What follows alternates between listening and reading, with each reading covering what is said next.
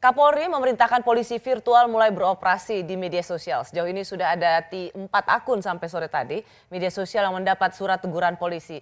Walaupun Kapolri Jenderal Listio Sigit menekankan kehadiran polisi virtual bertujuan mencegah masyarakat dari potensi tindak pidana siber, sebagian kalangan justru khawatir polisi virtual akan semakin membuat orang takut karena dipantau polisi ketika menyampaikan ekspresi. Prof. Henry, apakah ini juga menjadi bagian dari semangat Undang-Undang ITE? Ya, semangat untuk supaya Undang-Undang ITE itu ketika diciptakan itu supaya internet itu bersih dari berbagai hal yang isinya adalah illegal content istilahnya waktu itu memang ada supaya kita lebih produktif, lebih sehat begitu. Jadi Anda setuju ya dengan langkah Kapolri ada polisi virtual? Ya, kalau ini kan Pak Kapolri kan mencoba untuk mengimplementasi apa yang diperintahkan oleh Presiden. Nah, itu nanti tergantung lah bagaimana hasilnya. Kita lihat dulu, ini kan juga masih beberapa hari ya. Kalau Bung Guntur, Anda melihat polisi virtual sesuatu yang menakutkan atau sesuatu yang justru menyehatkan? Menurut saya itu bagus ya. Karena? Meskipun itu juga nambah kerjaan buat polisi sendiri, karena itu kan langkah preventif ya. Daripada langsung nangkep orang, tapi kan ngasih peringatan, itu kan juga bermula dari surat edaran dari Kapolri. Menurut saya itu bagus ya, Kapolri udah memberikan karena masalah sesungguhnya kan kalau banyak kasus-kasus yang kontroversial kan memang itu di pihak di kepolisian. Misalnya dia harus kalau tadi disebutkan, kalau yang mau melaporkan pencemaran nama baik adalah korbannya. Kemudian juga dibuka ruang untuk minta maaf, itu juga bagus menurut saya. Kemudian juga ada langkah preventif dengan polisi virtual ya, dengan memberikan edukasi kepada masyarakat, jadi memberikan peringatan gitu. Ya. Itu lebih baik daripada polisi langsung nangkap atau langsung karena di media sosial pun ya kalau kita nulis pasti ada peringatan sih dari Facebook. Orang kan lihat gini Bung Guntur Romli, ya jelas aja Bung Guntur Romli nggak apa-apa sama polisi virtual karena Anda punya kedekatan dengan kekuasaan, jadi nggak bakal diapa-apain sama polisi. Siapa? Saya dilaporkan 5 kali, saya dipanggil terus oleh polisi di BAP sampai berjam-jam itu.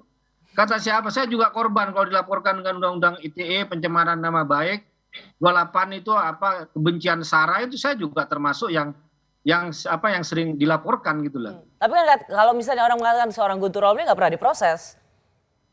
Diproses di BAP saya. Kalau nggak diproses berarti saya nggak di BAP, nggak dipanggil itu. Kalau Bung Budi menyambut polisi virtual itu sesuatu yang mencemaskan, menakutkan atau menyambut baik seperti Bung Guntur Romli? Ya kalau kita lihat sebenarnya kan saya mendengar dari Pak Kapolri ya, polisi virtual ini kan seperti mengamati kemudian mengingatkan kalau ada misalnya penghinaan, diingatkan dengan bahasa yang bukan bahasa hukum, semacam peringatan.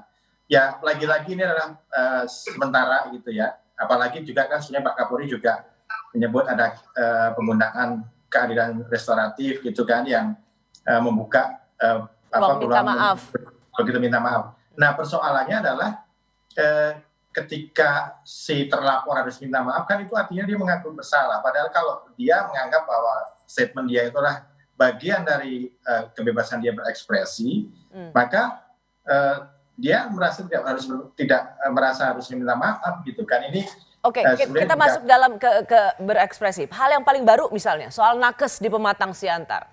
Ya.